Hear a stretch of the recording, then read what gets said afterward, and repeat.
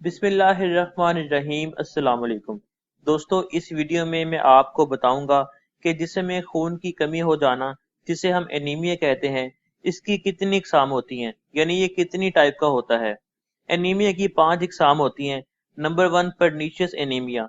Anaemia की इस type में हमारी बॉडी विटामिन B12 को जज़ब नहीं कर पाती, क्योंकि बॉडी में मौजूद इम्यून सिस्टम की वजह से ऐसी कंडीशन पैदा हो जाती है कि जिसकी वजह से विटामिन B12 जज़ब नहीं हो पाता।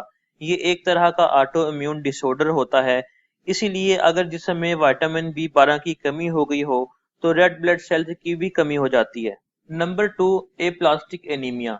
एनीमिया की ये टाइप तब होती है जब बॉडी में कोई ऐसी खराबी आ जाती है कि जिसकी वजह से बॉडी RBCs यानी रेड ब्लड सेल्स बनाना बंद कर देती है, और इस वजह से फिर बॉडी में थकावट बहुत ज्यादा होती है और जिस्म में इन्फेक्शन हो जाती है और अनकंट्रोल्ड ब्लीडिंग होती है। यानी ब्लीडिंग इस तरह की होती है कि जिसे आसानी से कंट्रोल नहीं किया जा सकता, और ये बहुत रेयर और सीरियस कंडीशन होती है।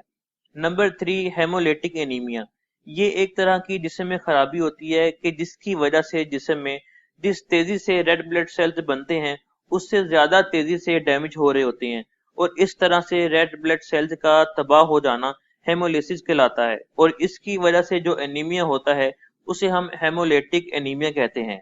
नंबर 4 पे है सिकल सेल एनीमिया। ये इनहेरिटेड डिसऑर्डर होता है, यानी विरासती तौर पर होने वाली डिजीज है।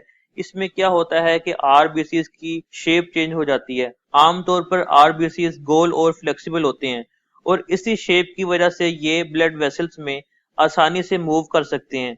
लेकिन जब इनकी शेप बदल जाती है, ये पतले चिपटे हो जाते हैं, तो ये आसानी से ब्लड वेसल्स में यानी खून की नालियों में मूव नहीं कर पाते और ब्लड के फ्लो में भी रुकावट पैदा करते हैं। इसीलिए इसको सिकल सेल एनीमिया कहते हैं। नंबर 5 पे है थैलेसीमिया। ये इनहेरिटेड ब्लड डिसऑर्डर होता है जिसकी वजह से बॉडी में हीमोग्लोबिन की मिकदार बहुत ज्यादा कम हो जाती है, और हीमोग्लोबिन की कमी होने से रेड ब्लड सेल्स ऑक्सीजन की मुनासिब मिकदार कैरी नहीं कर पाते, जिसकी वजह से जिस्म में थकावट और कमजोरी बहुत ज्यादा पाई जाती है। दोस्तों, उम्मीद है कि ये इंफॉर्मेशन आपके लिए फायदेमंद साबित होगी। इस वीडियो को लाजमी लाइक और शेयर कीजिएगा और चैनल को भी सब्सक्राइब कीजिएगा।